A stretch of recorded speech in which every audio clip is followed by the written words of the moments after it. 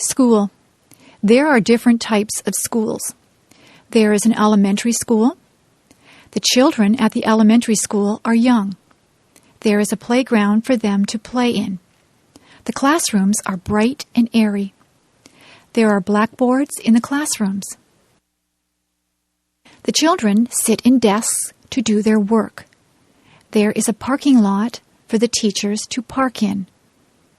There is a cafeteria for the students to get food. The principal has an office. Nobody wants to go to the principal's office. It usually means that you are in trouble if you have to go to the principal's office. When you finish elementary school, you go to high school. Most of the students in high school are teenagers. There is a parking lot outside the high school.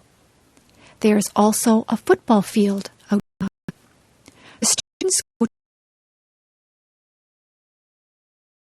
move from classroom to classroom for each subject. There is a cafeteria where they can get their lunches or eat the lunches that they have brought from home.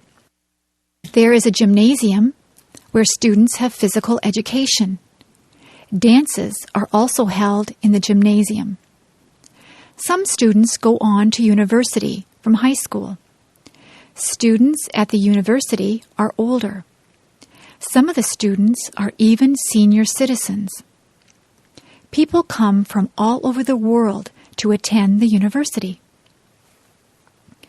There are lots of different things at the university. There is a theater where plays and concerts are held. There is a bookstore where students can buy their textbooks. There is a physical education building that has a swimming pool in it. The parking lot at the university is very big. They call the land that the university is on a campus. Some of the students live on campus in residence.